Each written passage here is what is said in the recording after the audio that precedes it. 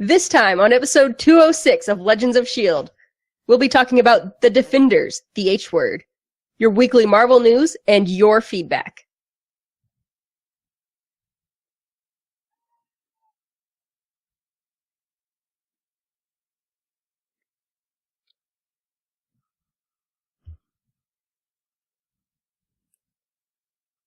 At GonnaGeekNetwork.com. And get ready, because geekiness begins in 3, 2, 1.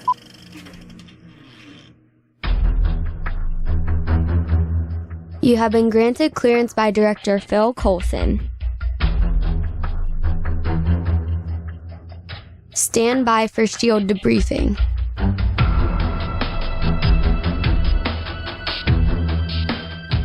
All information to be discussed here is classified and may only be discussed among agents granted clearance by the S.H.I.E.L.D. Director. Now it's time for your scheduled debriefing. I'm Director Stargate Pioneer. I'm Agent Haley. I'm Agent Lauren. And I'm Consultant Michelle. Welcome to Legends of S.H.I.E.L.D., a Marvel Comic Universe fan show. This show is recorded on Thursday, October 5th, 2017, live from the Legends of S.H.I.E.L.D. studios and broadcast galactic-wide via www.geeks.live. Happy National Get Funky Day, ladies. I'm doing a little dance, and this is an audio medium, so unless you're watching the video, you can't see me. I read that as Get Funko Day the first time. Oh, I had to stop buying those Funkos. It was like one of those things. Blasphemy. It's like no, because there was this line where I knew that if I kept down it, I was going to end up like Anthony Bachman, who's also on the Good Egg Network, and he literally like an entire wall or something is literally Funkos, and it's like I cannot become that. My new apartment has a bunch of built-in shelves in the living room, so I have so much more room for Funkos now. The most recent Funko I bought was a Porg. Aww, Porgs. Yes. I got the Star Megazord. Wars. It's also a good one. Yeah, the San Diego Comic-Con exclusive one. Yep. We'll talk about Funkos later. In the meantime, let's get back on track here, and Legends of S.H.I.E.L.D. is a fan-based podcast on the ABC television show Marvel's Agents of S.H.I.E.L.D., Marvel's Inhumans, Marvel's Defenders on Netflix, Legion on FX, the Marvel Cinematic Universe, and the Marvel Comic Universe in general. Because of feeding the birds. If you'd like to talk to us about feeding the birds, you can visit our website, legendsofshield.com. If you'd like to leave us a voicemail about how this feeding of birds is nothing to do with the Disney hit Mary Poppins, you can call us at 844-THE-BUS-1 or 844-843-2871. If you would like to share a meme about feeding birds with us on Facebook, you can do so on our Facebook page, Legends of S.H.I.E.L.D. Podcast. If you are, in fact, Mary Poppins, y'all, and gonna feed the birds, you can find us on Twitter at Legends of S.H.I.E.L.D. And you can see all of our videos on our YouTube channel, youtube.com/GonnaGeek. And remember, Legends of S.H.I.E.L.D. is a proud member of the GonnaGeek.com network. Woohoo! We made it into the Defenders, finally. We're in the Defenders, and it's awesome. And we're going to talk about episode 1 tonight called The H-Word. Now, just to give a little background, since this is the first time that we're talking about the Defenders, we're not going to run down the cast because we've already done that when we talked about the Netflix series Daredevil, Jessica Jones, Luke Cage, and Iron Fist. So we have no need to run down the main cast here except for maybe Sigourney Weaver, which in this episode we don't know exactly who that is. But what we do know in this episode is who the showrunners are. And that's Douglas Petrie and Marco Ramirez. Now, Douglas is also involved in Daredevil and Buffy the Vampire Slayer. Marco has also been involved in Daredevil and Orange is the New Black. And oh, by the way, their main executive producer is Drew Goddard, who you might know from The Martian, Lost, Alias, and Marvel's Daredevil. The entire season of The Defenders was made available on Netflix on August 18th, 2017. So uncharacteristically for Legends of S.H.I.E.L.D., we're under 2 months from the time the series premiered and the time that we get to talk about it. So we're doing better, girls. We're doing better. Woo! Woo. So, Michelle, the title of this episode is the H word. So what does that mean? Well, there's this great scene with Jessica and Trish, and they're walking along, and Trish is like, you could have been doing all this, could have done this, you could be A. And Jessica's like, don't say the H word, and the H word being hero, because hero is the last thing Jessica sees as herself. I think hero is the last thing that a lot of people see as themselves. Didn't Luke Cage have a similar sort of scene? Yeah, where he was, you can call me a hero, but I don't see myself that way and such. So yeah, that's the H word. Mm-hmm. And of course, Danny Rand is not a hero because he's freaking out on the plane again. And then you have Daredevil, who's saying that he's not Daredevil. We'll get into that a little bit later. But in the meantime, Haley, why don't you run down the director for this episode? This episode was directed by S.J. Clarkson. He has 29 directing credits going back to 2002, starting with a TV series, A Week in the West End. He has done 6 episodes of Life on Mars. I believe that's the UK version. He did an episode of Ugly Betty. He did 2 episodes of Heroes, an episode of House, 3 episodes of Dexter. He did an episode of Turn, Washington Spies, an episode of Orange is the New Black. He did 2 episodes of Jessica Jones and 2 episodes of The Defenders, and he has an upcoming TV miniseries that he directed called Collateral. His other episode of The Defenders is Mean Right Hook, which we'll get into in the next couple of months. In the meantime, Lauren, who wrote this episode? This episode was written by Douglas Petrie, who his writing credits go back to 1992, writing for an episode of Rugrats. He also wrote for Clarissa Explains It All, 2 episodes there. He wrote the screenplay for Harriet the Spy. Also wrote 2 episodes of Angel.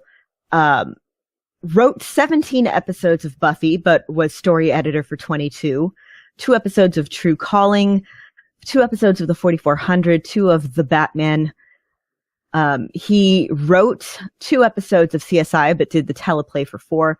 1 episode of Pushing Daisies, 2 of the Charlie's Angels reboot in 2011, 2 episodes of American Horror Story, the Witch season, by the way, 7 episodes of Daredevil, and 4 episodes of The Defenders. Douglas is also credited as the producer for Buffy the Vampire Slayer, True Calling, The Robinsons, Lost in Space TV movie, CSI, Pushing Daisies, Charlie's Angels, American Horror Story, and Daredevil. He was also Professor Normal in Dr. Horror's sing-along blog. We also have another writer for the episode, right, Lauren?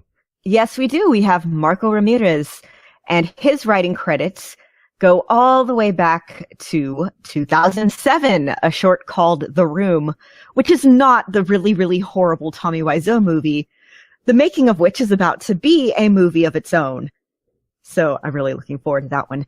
Anyway, he wrote 3 episodes of Sons of Anarchy, 2 episodes of Orange is the New Black, actually really good episodes, 3 episodes of Da Vinci's Demon, and 2 teleplays, 1 episode of Fear the Walking Dead, 6 episodes of Daredevil, and 7 episodes of The Defenders. Marco also produced the Da Vinci Demons, Fear the Walking Dead, and Daredevil. So great creative team behind this series, behind this episode, and I can't wait to talk about it. So let's start by talking about where everyone's at. So Lauren, why don't you start us off and pick your favorite Defender, and we'll just go from there. Okay, well, do we each want to pick a Defender since there's 4 of us? Sure. Okay, since I'm going first, I'll bite the bullet and start off with Danny. Danny is in Cambodia tracking down the Hand and finds out that what he's looking for is back in New York. So he and Colleen spend most of their time on a plane back to New York. Danny has this horrible vision of all the monks in Kunlun just dead and bloody and blaming him. And it's honestly really, really creepy. And it turns out that he's having some sort of, It might be a vision. It might also just be a PTSD-induced freakout because they hit some turbulence. And as we've established, he has issues with plane turbulence thanks to his past. And really, he's out of commission for most of the episode until the very end when they get to New York. So we don't see too much of Danny. And they had to make use of that Rand corporate jet set again. That's all that was about. Yeah, I mean, you build a set, you don't want to waste it. Exactly. Michelle, since you're our guest, why don't you take the next Defender? Well, I'm going to go with my girl, Jessica Jones. We find her where we kind of left her in a bar. And bartender's like, it's time to go. And she's just like, oh, the night just started. And the guy's like, night? And it's daytime. And she's out. She's walking with Trish. And what I liked before, Trish's car's about ready to get towed. And the guy's like, hey, it's already hooked up. You know, and all of a sudden it's not hooked up anymore, thanks to Jessica. She doesn't want to get attention from how she rescued the city, basically from the Purple Man. She wants to lie low. In fact, she hasn't been working. And we find her going back to her apartment. She basically turns away this mother and daughter going, yeah, the guy's probably cheating. And, you know, going in, being rude to Malcolm and just being herself. It was a fun time seeing her back in her natural habitat, and nice knowing that she hasn't really fixed her apartment walls from being obliterated either. Nope, still has the cardboard for the window in her office, on her door. And yeah, it's Jessica, same leather jacket, same jeans, hopefully not same underwear, but no, that's my girl. After what happened to the last guys that showed up and tried to fix her apartment, I bet she has a hard time getting people to come over and work on it. Yeah, she's never getting her deposit back. No, but she's got that cool rent control thing going, so she's all good with that. Haley, you get to go next. Well, Luke Cage is getting out of prison, and he's going to go home and, meet back up with his woman. They're going to go get that cup of coffee. I think it was more like a pot of coffee. On a very strong table. Either he was holding back or... She bought all new furniture in preparation for his homecoming. Was it her place or was it Mama Claire's place? And if so, where was Mama Claire? Claire hung in her bedroom. No, she's out getting her own cup of coffee. Ooh, nice. Claire's mama gonna get some coffee. Yes. Yeah, I'm just so lucky to have seen both of them in person, and they are just both so amazingly beautiful. So yeah, I just could not take my eyes off the screen. Such a good scene. Yep. I'll say that I don't think there was a bad scene in the bunch. Matt Murdock definitely had the most issues of the bunch, and that's saying something since Danny Rand was in this episode too. So he's reeling from what happened after season 2 of Daredevil. You've got Karen working at the newspaper and only meets up for him because of the newspaper, but they have that awkward breakfast scene. And then he lies to her saying that he's not Daredevil, but he knows very well that he's still Daredevil and has to go to confession because he lied to her.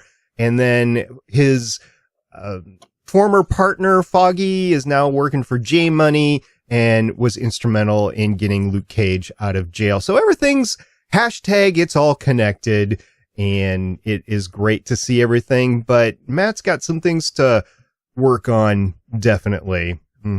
I think out of the 4, definitely the most messed up, but it was good seeing all of them. It was good seeing at least 3 of them.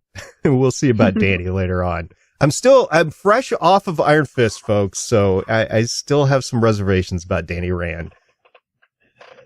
But somebody that was extraordinarily just amazing in this episode was Sigourney Weaver, and according to this episode, we don't even know who she is. No. Well, Yep. we have an idea because we don't know her name is true, but Madame Gao's in this episode, and how well we know Madame Gao, for her to come up and, say, hey, we have this plan, it's getting ready. And the Sigourney Weaver says, well, I want to move it up. And Madame Gao has to obey this woman. Yeah, And- for her to show deference to her, I mean, that kind of hints at what and who we're looking at here. It was, it was it was definitely eye-opening to me to see Madame Gao just deferring. And even when Sigourney Weaver said, here, feed the birds. And you could tell that Madame Gao was like, okay, whatever. And part of that is because she's lived a long time and she knows how to get around. She knows how to survive, that sort of thing. But part of it is you could see a little bit of disdain in Madame Gao's face when she's on that park bench with Sigourney Weaver.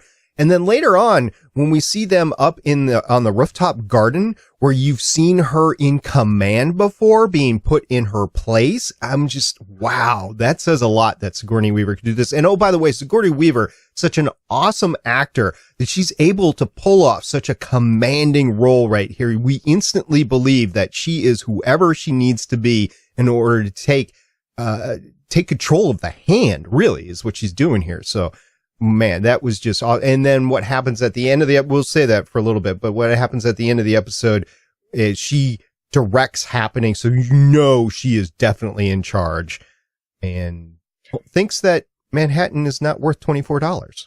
Just saying. Yep. The two things that we know for sure about Sigourney Weaver's character at the end of this episode, one, she's dying, and two, she's able to boss around somebody that we know is very high up in the hand.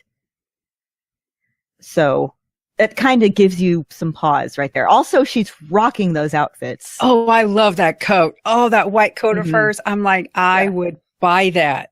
It probably would cost me 3 months rent, but yeah, the white capelet with the black zigzag stitching. It's just this very elegant, very stark outfit. And it's just, since Sigourney Weaver is this very tall woman, it's just like flowing and it's awesome looking. Like the costume designers did so well. For a second, as she's walking down the hallway and it was focused in on her neck area, I actually got the feeling that it might be a stormtrooper until they started panning out a little bit. So I was all in on the coat right away. That was just awesome. And then to learn, you felt sympathy for her because you knew, given the setting, what was going on, but then you understand what she's trying to do. It's like, ugh. Can we talk about her daughter, or who I assume is her daughter? Or was maybe Elektra from Daredevil? Yeah. Yeah.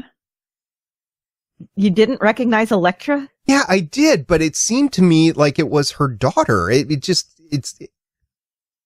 Get used to seeing cities rise and fall. It was like, okay, well, I guess that's Elektra. Yes, and you'll find out why Sigourney has such a affectionate attitude toward Elektra. Yeah. That is a spoiler. Fair enough. It is definitely a spoiler for me because I've only seen this episode. I have not seen the other 7 episodes. I've been really looking forward to this, especially since you all have been like, oh, you got to see this. Oh, yeah. Yeah, I guess all 3 of us have seen it, and you're the only one who's watching it as we're going through it. Mm-hmm. Only because I hadn't seen the rest of it. I hadn't seen Iron Fist up till now, so I wanted to make sure that I watched everything in serial, and yeah, that's what I'm doing. So got the first one in. And this series is just amazing to me because I like world building. That's one of the big things that drew me to the Avengers was we had the phase 1 of the Marvel Cinematic Universe, which built up to it. And the Defenders is definitely the result of the other series, the 5 other series. I won't say it was building up to this in all of them, but a lot of them it was. So it was awesome seeing this series come together. And it's my favorite just because I like the world building, and that's awesome. And I can only imagine what's about to happen here. But talking about the world building, there is a ton of the main secondary characters from all of the series, and they didn't leave any of the series out. I mean, Colleen was there from Iron Fist, of course, Claire from all of them. You had Foggy and Karen from Daredevil, and you had Trish from Trish Talk on Jessica Jones. And we had Misty wearing her signature jacket. Indeed. It's a good look. It really is. So all of the players are here, and it's so sweet seeing everything. I really enjoy it. Haley, what's your impressions at this point in time of the series? Well, I remember, watching this, because I was visiting my parents when this one came out, and I just was like, oh my God, like, put them all together. Do it. Just get everyone meet already. And it's like, it's really good the way that they, stretched the story out and how it's structured and everything, but I was just so anxious for everyone to get together. Which doesn't happen. They're all separate. No. Michelle, you had a note. You wanted to talk about the use of cinematography in this episode. Yeah. What was interesting is that in certain scenes, their dominant color was present. So, for example, Matt Murdock, the Daredevil outfit is red. When he's at the restaurant with Karen, red dominates the scene. The seats are red and such. When Luke is out, it's very warm with the yellows because he's, that color yellow is very associated with him. Jessica's shot in that very sort of cool blue and subdued tones and everything. So it was really interesting how when we hit our main heroes, there's that hint of their color in those scenes. And I just really, I noticed it the second time I watched it. It's not something I noticed the first time. So when I saw it again, I just really noticed how they used the environment and the cinematography to sort of like enhance like who is there. It's just another cool visual cue. I only noticed it because I was paying attention during the credits, which I don't always do, but during the credits, they make a point of like assigning the colors to each of the characters. Mm-hmm. Because otherwise, I don't think I would have noticed it in the cinematography. How could you not? It was like really blatant, especially the Luke and Jessica parts. Yeah. And the soundtrack, whenever they go to Luke, it's very noticeably different from the others because, Luke Cage, the series, had that soundtrack as sort of its beating heart. And here, all the Luke Cage scenes have that hip hop music in them, whereas all the others have instrumentals, if anything. Yeah. I was just going to say that you took the words right out of my mouth. That is definitely when you can tell that it's focused on Luke because you have that music, which is still there in this episode. The showrunners, the writers, same people did a phenomenal job in pulling this all together. They kept the characters within their series and just kept them in character, kept them in circumstances. It was all so good to see everybody. I mean, even Malcolm was awesome to see. I was feeling like it was a bit heavy-handed to me, but I know what they were trying to do. They were trying to emphasize that these people were separate, still kind of coming off of their own thing. And as the series goes on, I mean, you see what they do with the lighting and the colors and everything. But here, they're very separate and very much not together and in their own places. So you have that distinction of color and sound and everything before they've, come together. But there was just times when I think it really around episode 2, I was thinking, come on, we get it. And maybe I'll get there next week, but I'm not there yet. Yeah. I'm still in the wonder phase. Like, oh, this is so cool having it all together. And once again, I am a big world builder. I like to have the whole worlds come together, especially when you have some great backstories like we do. So, Michelle, what was your favorite part about this episode? Just Jessica Jones. I was worried about them changing her somehow. But they didn't. She's crass. She's rough. She's why, Jessica Jones is my favorite. And, the writers keeping true to her. And she says all the bad words that we can't say on the podcast and everything. It's just, her attitude, everything.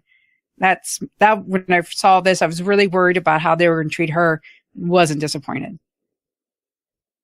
Haley, other than Jessica Jones's coffee filled with whiskey, what was your favorite part of the episode? It actually might have been that scene between Trish and Jessica Jones. Just the dialogue was so good in that scene. I didn't, but I almost wrote down the whole scene, and then I stopped myself. It was fun to watch, especially at the end. She's like, "Is there whiskey in there?" "Oh yeah, that's mine." And she's been drinking out of Trish's coffee the whole time. That was some good acting and scene writing right there. So, Lauren, you're up next. What's your favorite part of the episode?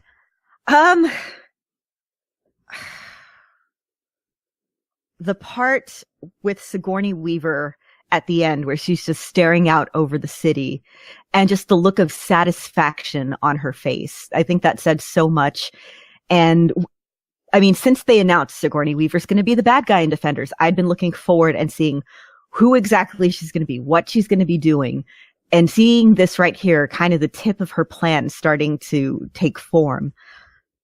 It was really exciting, and she's so phenomenal, and just, yeah, I loved that. I had to remind myself as I was watching that this is the same Sigourney Weaver that was on the bridge of Galaxy Quest.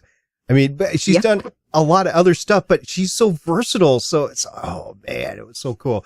That was definitely a good scene with her and Elektra, but I'm going to go just a step further. My favorite part was seeing the result of what they were up to and the big quake that surrounded Manhattan, especially when the crack opened up in the helipad right between Danny and Colleen. I was like, oh, that is awesome. So yeah, Armageddon sort of stuff. I guess that's me, but it showed me the magnitude of what we're about to face and what it deserves. Really could deserve even the Avengers, but all we've got right now is the Defenders. So really looking forward to what the rest of this series is.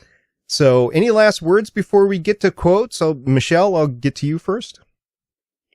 I like the seeds that they planted, the architect, Matt's obsession with Elektra still, the Luke going to that boy and trying to figure out what his new job could be. And, there are little seeds in how they end up to connect. So everything's just not random. It seems like it, but it does come together. Indeed. Haley, what do you got? Well, Matt won a case at the beginning of this episode, and his client got $11 million. So I kind of wonder what his cut might have been. Nominally, it's like 10 to 20%. Like 30 to 40% for most lawyers, but, it's Matt, so he's probably giving him a discount. But even if it's only 10%, he's got some cash. He does, and he points out it's not going to fix what's wrong with Aaron either, which, by the way, I looked in the Marvel cinematic or the Marvel universe in general if there was anything up with Aaron Jones, I believe his last name was, and there is Aaron James, and there is no superhero named Aaron James. Now there might be, and I just didn't find it, but I have a hard time believing that there's any name that Marvel hasn't used at some point. Fair enough. So your big thing is that, remember, Matt Murdock actually can win a case. Well, no, that he should have, $1 million now. So he can buy a new super suit. He can afford to pay Karen to work for him and buy a new copy machine and stuff. A whole new copy machine. Maybe a new fax machine? Maybe. Okay. Lauren, last word. I thought it was a really good first episode. Very good at setting up what's going on. Very good at setting up the initial conflict at the beginning of the episode. And like Haley was saying, that scene with the courtroom, I really liked. There was just this quiet little moment between Matt and Aaron where he's saying, look, You don't have to put on a smile. Nobody's going to give you your life back. You have to take it. And that kind of attitude, and, you have the right to feel mad about, what's been done to you, about not having your old life back. I mean, it's a good thing to remember, both as somebody who ends up with some sort of, physical limitation, disability, whatever. Because everybody loves the disability porn where the person, it's where it's treated as a superhero ability, and you smile and you're really graceful about it, but they never tell you that some days that it's going to suck and things are going to be gross and you're going to hate it and you're going to be angry at everyone. And Matt's just kind of addressing that. And it's sort of, you can also look at that as the whole, all four of these guys as superheroes. Their lives all changed. Something happened. They can't go back to the lives they thought they were going to have. So now they have to take their new lives, and they don't have to smile and they don't have to be happy about it, but they can decide what to make of it. And that's one of the reasons why I like, these characters. One of the things that I was going to bring up was, remember Luke Cage and Misty telling him to be the new Pop. You have everything behind you to be the new Pop. Let's be the new Pop and go on and help Cole, the sister or the brother of Candace, who is killed in Luke Cage, and he tries, and it was awesome to see. And they can be superheroes in their own rights, even without their powers, which is awesome to see. Haley, I'm told by a little birdie that you have some quotes. I have a few. Do you know what your problem is? Sentences that start like that. I love her. Do not say the H word. Indeed. She said the thing. Right away, too. Mm-hmm. Hey, stranger, can we get that coffee? That was right away, too, once they met. Maybe he's knee-deep in some intern. Ew, gross. He's something deep in some intern. It's just a city. You'll get used to watching them fall. That whole scene was so good. It very much reminded me of Ra's al Ghul in Batman Begins. It was very impactful. That I know. That was it. That was the end of the episode. So good. I can't wait. I mean, if we weren't podcasting on this, I would have watched the next one or two before I had to shut it down. But I'm waiting. I'll wait for next week.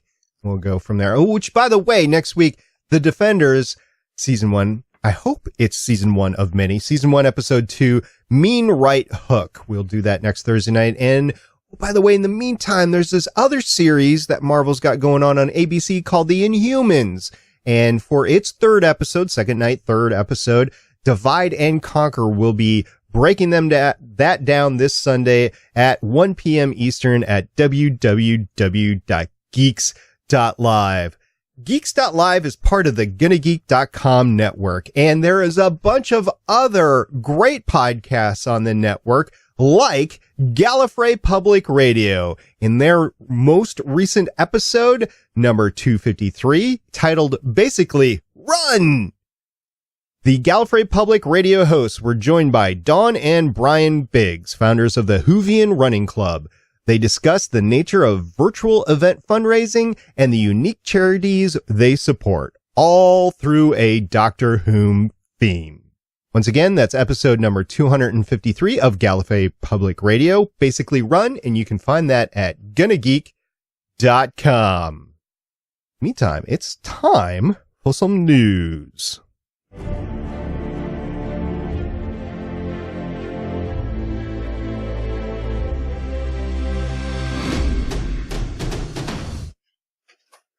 All right, I promised it last time, and I have delivered a quick rundown of the upcoming Marvel TV shows this year.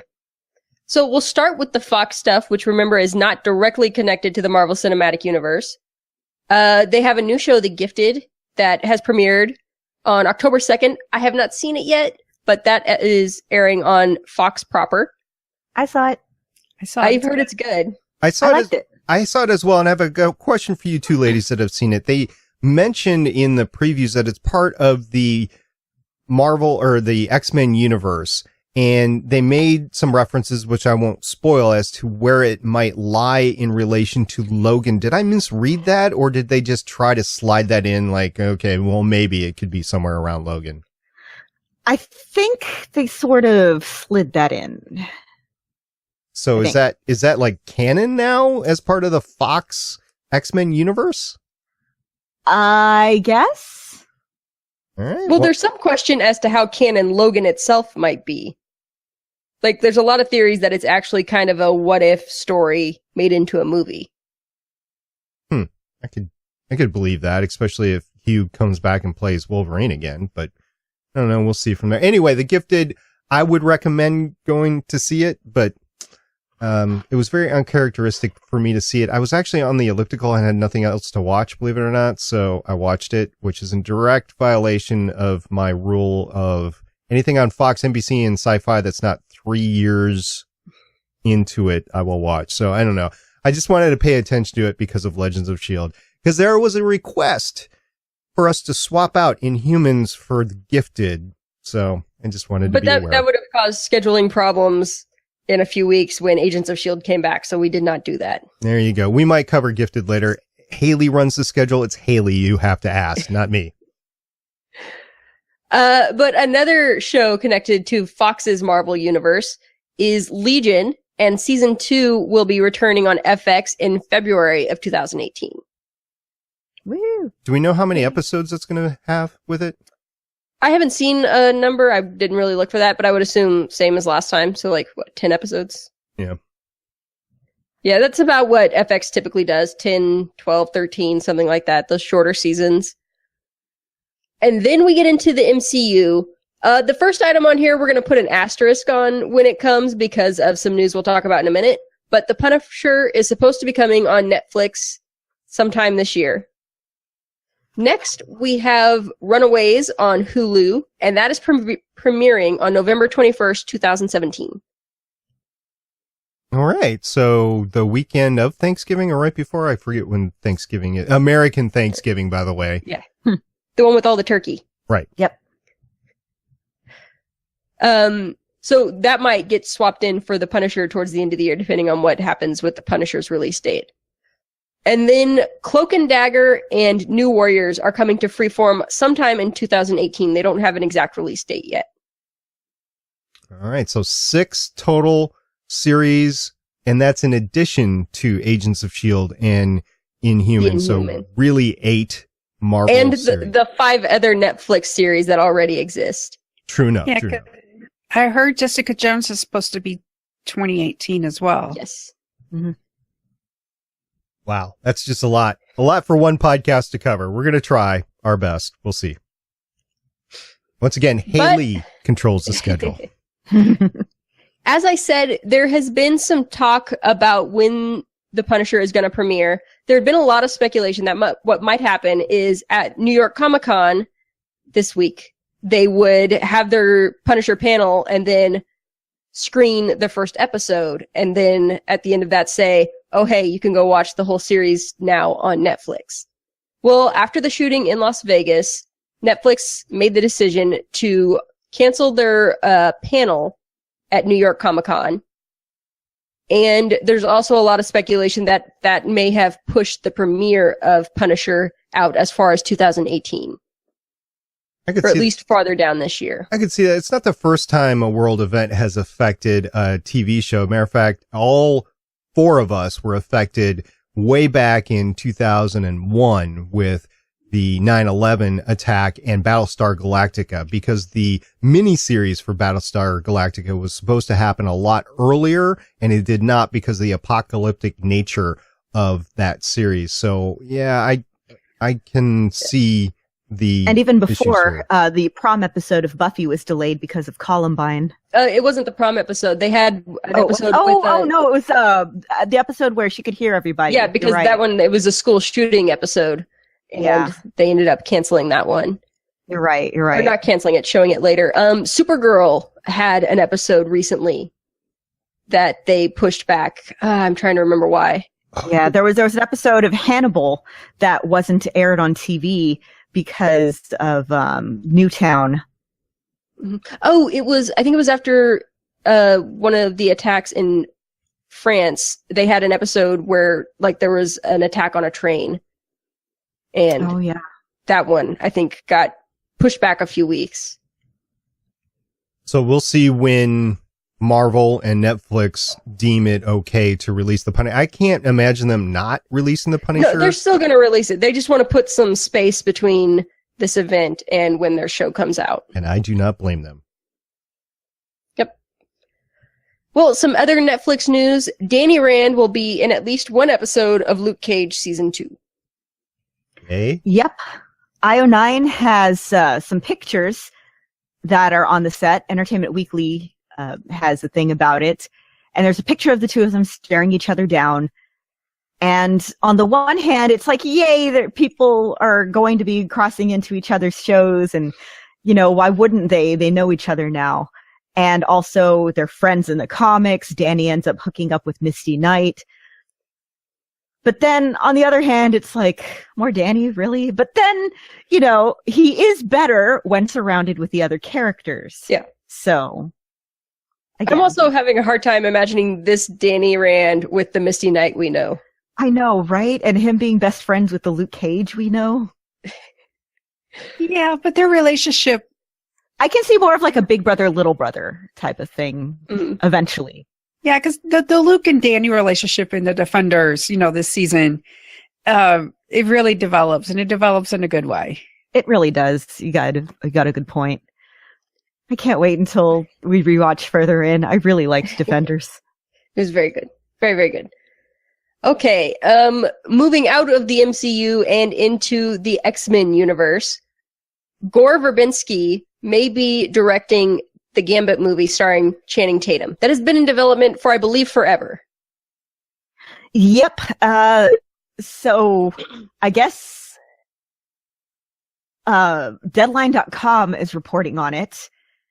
The X-Men spinoff has been a high priority at the studio since Channing Tatum stepped up. By the way, I just saw Kingsman: The Golden Circle, and while Channing Tatum is not in it nearly enough, he's a lot of fun. Let's see. It does have a script. Josh Zedumer wrote it. And I read on, I think, IO9 that there's some scuttlebutt that Daniel Craig might be signing up to be the bad guy in it. But again, it's just all hearsay right now. But Gore Verbinski, he's a good director. He did, you know, the original Pirates of the Caribbean. He's done a lot of stuff, so. Is Channing Tatum still going to be associated with this film? Because wasn't there talk about him pulling out? He's been pushing for it real hard. And are we not doing phrasing anymore? They really got to get that back into the rotation. Is this something that I'm trying to figure out if I should be happy that Gambit's going to be on screen, but part of me is also, should we have let this die like about 4 years ago? Yeah, it's like on the one hand, it feels like, are we too late for this? But on the other, Channing Tatum is a whole lot of fun to watch. And if they make it into kind of a goofy, fun heist sort of movie, I could dig it. Like, you know, Thieves Guild stuff. Yeah, my favorite thing about Gambit was always like the relationship between him and Rogue. Yeah. And it doesn't seem like there's really room for that at this point in Fox's universe. I just like to see things explode on screen, so I'll probably watch it. And no, as if Michael Bay is associated with it, I'm not watching it because those explosions I don't like. What about Jerry Bruckheimer explosions? Kinda. It's on the border. I don't know. It depends. All right. Well, speaking of effects, The Gifted's practical effects are apparently a thing to behold. Yeah, so again, Michelle and I watched The Gifted this Monday. Most of the effects, I mean, seem to be stuff that could be done practically. And this article on IO9 goes into that. There are a lot of, you know, VFX that get used, like Blink's teleportation. There's some little robots in it, just some kind of computer jazzing up of stuff so you know when powers are going off. But a lot of the powers are just like, there's a character who can make stuff move, so it's stuff that you can just easily do with like fishing line. The stuff that has Polaris using her electromagnetic stuff, it's, you know, cars flipping and police officers throwing themselves at walls, stuff like that. And it's very much like, you can tell a lot of it is practical effects. And I've always been a fan of practical effects because, one, they always look good. And two, you can do them on a TV budget and not have them look terrible. Yeah. So Gifted seems to be really taking advantage of that. Everything that happened at the dance, I thought, was a practical effect. Pretty much, yeah. Like, now that I think about it. Including the locker room scenes? Like, yeah, there's some, you can tell there's some VFX jazzing up there, like with the computers. But for the most part, it's all stuff that really can be done with, like, practical effects know-how. I was watching, and I like that. Yeah, I was watching the episode, and that was one thing that worried me, was the actual effects on there, not the practical effects, but the ones that were obviously in there. I was wondering how they would be able to keep it up week after week for this entire series, and to get, if it's lasting for weeks, you should see a doctor. and to get the same quality, because it's the mix of the practical effects and the computer generated effects that really made the superpowers appear so real. And I'm just worried that eventually you're just going to get practical effects and it'll be much less computer effects, and you still need them in what their powers are. So I don't know. We'll see how it goes. Again, I'm cautiously optimistic at this point in time. We'll see. And that's it for the news, right, Haley? That is it for the news. All right. We're going to get into some feedback.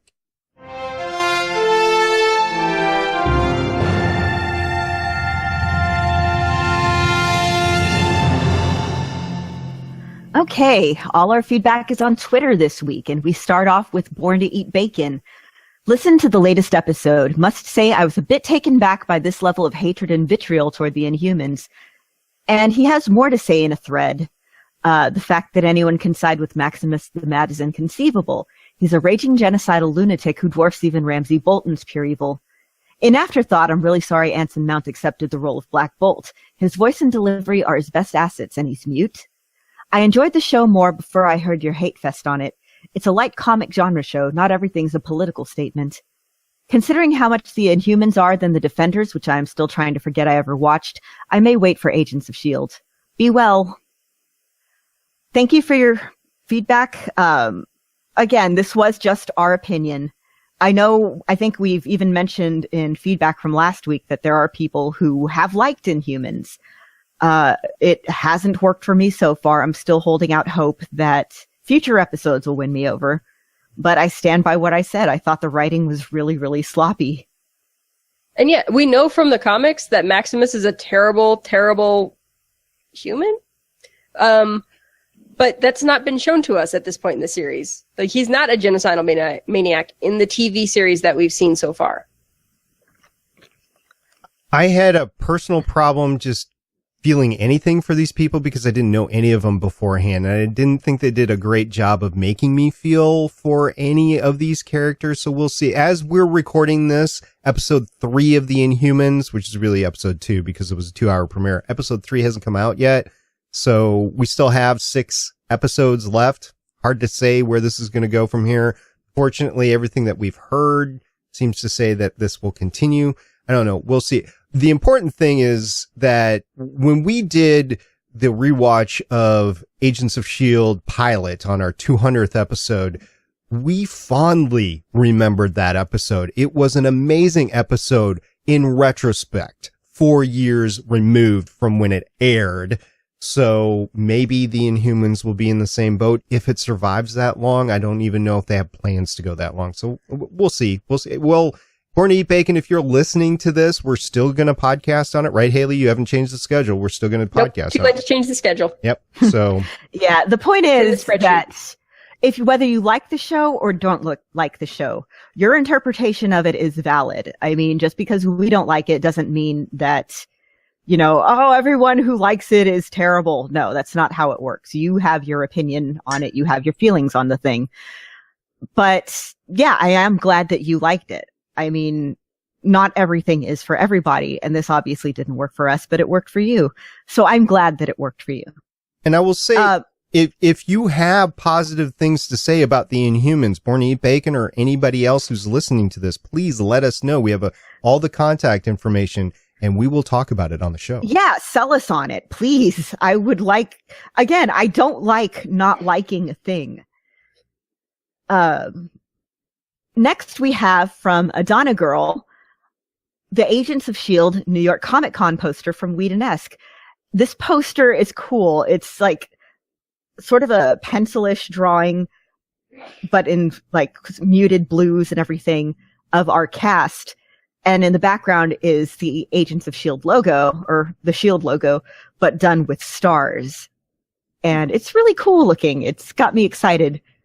It's like a constellation and a nova all in one with the cast out in front. Yeah, we have Coulson in the back, kind of looming largest, and we have Daisy throwing out her hand, May doing a martial arts pose, Fitz kind of looking uncertain, Simmons looking very confident, Mac, and then at the front we have Yo-Yo. So yay, Yo-Yo, full on agent.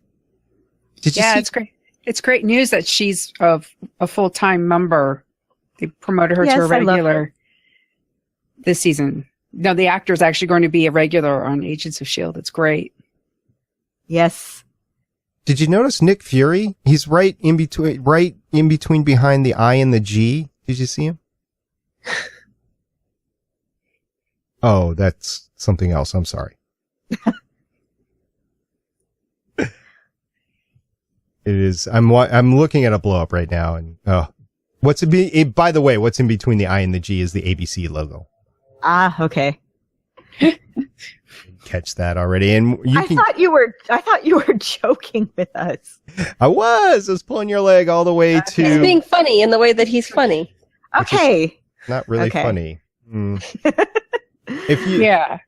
We love talking about your feedback. Lauren loves talking to you about the feedback, and we would love to hear what you think about the Defenders or the Inhumans, because those are the two series that we're covering right now. Or if you want to link us to the Gifted, if you want to try to sell us on the Gifted and make Haley change the schedule, you can do that too. There's all sorts of stuff you can try to do with us.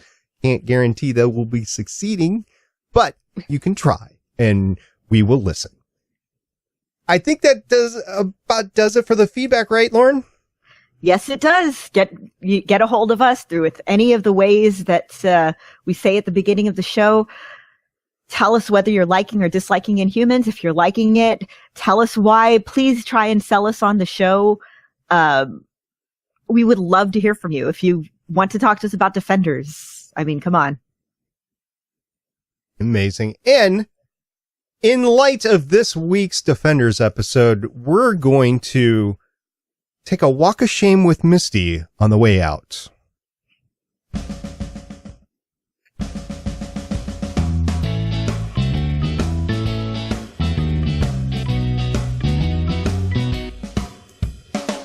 Woohoo! We made it to the end, Michelle. We gave you a good one. You are on the Defenders Season 1 podcast of Legends of S.H.I.E.L.D. after all of those iron fists you suffered through. Oh, I know. It was great talking about this, and I hope to come back and talk to you more. At least I would like try to come back for the last episode. Start this together and get together. It'd be great. We will see if the CW's Arrow will cooperate in the schedule on that one, because I hope it does. Starting next week, you're going to be watching CW's Arrow Thursday night at the same time we're podcasting, and you're going to be live tweeting from the @Starling Tribune Twitter account, right? Yes, I am. I'm sorry. I'm going to have to go back to my wife. You guys are kind of like my mistress. So I'm going to have to go back to the wife and live tweet Arrow. which I enjoy. I enjoy my wife. She's coming back next Thursday. So there we go. Are you going to be live tweeting any of the other CW series this year? Yes, I plan on live tweeting Supergirl when I can, and live tweeting Flash and Legends when I can. So yeah, that's the plan. And that'll all be from the @Legends or @Starling Tribune Twitter account? Yes, it will. And you can personally be found on Twitter where? @Michelle Ely. There you go. All right. It was great to have you on, Michelle. Thank you very much. Thanks again. And thank you, listener, for downloading and participating in this podcast. We really appreciate you keeping us going all these years, 200 plus episodes and 4 years into the podcast. You guys rock. You're the reason we do this. Thank you so much to everybody who gets a hold of us, whether it's on Twitter or in the comments on YouTube, or if you want to call us, whether it's during the live tweets. I am going to be live tweeting Inhumans again on the Fridays when it comes out. We love hearing from you, whether you agree with us or not. And if you don't agree with us, please let us know why so that we can understand. And again, try and sell us on stuff. We really love hearing from you. We love you guys. Yes, thank you to everyone who's riding through with us as we double up on the weekly goodness that we give you and all this awesome content. And we look forward to your thoughts on all of these shows that we've got coming down the pike for Marvel stuff. Lots of Marvel stuff. Lots and lots of Marvel stuff. Until next time, I'm Director SP. I'm Agent Haley. I'm Agent Lauren. And I'm Consultant Michelle. Bye. See you guys Sunday. Bye. Bye. Bye. Bye. Thank you for listening. If you want to leave us feedback, go to gonnageek.com and you will find all our contact information and other shows. You can also visit legendsofshield.com where you'll find our complete archive of podcasts. The music heard on this podcast is by Kevin MacLeod, found at incompetech.com, and also artists on pond5.com and audiojungle.net. The opinions heard on this podcast are those of the individual hosts and do not represent Stargate Pioneer Productions, Legends of S.H.I.E.L.D., or Gonna Geek. Agents of S.H.I.E.L.D. is the property of the Disney Corporation, Marvel Studios, and ABC. No infringement is intended.